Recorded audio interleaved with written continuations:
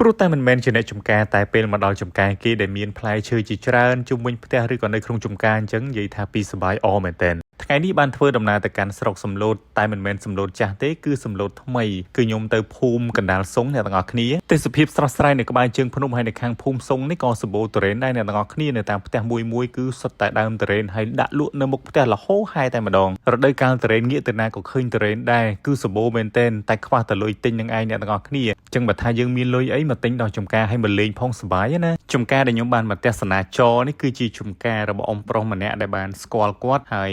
មកសឹងជារៀងរាល់ឆ្នាំណាបើនិយាយពីរសជាតិទុរេនគាត់គឺពួកខ្ញុំចូលចិត្តមានរសជាតិផ្អែមល្មួតឆ្ងាញ់ហ្មងណាដើរមើលនៅក្នុងចំការគាត់មិនមានដើមតែទុរេនមួយមុខទេណានៅមានផ្លែបឺរមានសាវម៉ាវមានលកាំមានម្នាស់មានកពីងរាជមានម្រេចមានលហុងមានចេកមានដូងហើយនៅស្អីផ្សេងកញ្ចិកបញ្ចប់ច្រើនទៀតនិយាយទៅអ្នកចំការត្រូវតែឧស្សាហ៍អញ្ចឹងព្រោះថាគាត់បានចំណូលដោយសារតែការដាំដុះដំណាំបន្លែបង្ការផ្សេងរបស់គាត់តាមខ្ញុំយល់រដូវកាលនេះសម្បូរផ្លែឈើញ៉ាំច្រើនជាងគេព្រោះថាមានផ្លែឈើច្រើនប្រភេទដែលមាននៅក្នុងខែហ្នឹងណាហើយនៅក្នុងតំបន់ស្រុកសំឡូតមានភ្នំមានចំការមានកន្លែងកំសាន្តអីផ្សេងអញ្ចឹងគឺធ្វើឲ្យយើងមានអារម្មណ៍ចង់ទៅលេងខ្លាំងហ្មងជាពិសេសពេលបានមកដល់ចំការអញ្ចឹងយើងបានដើរមើលទេសភាពហើយបានញ៉ាំអាផ្លែឈើថ្មី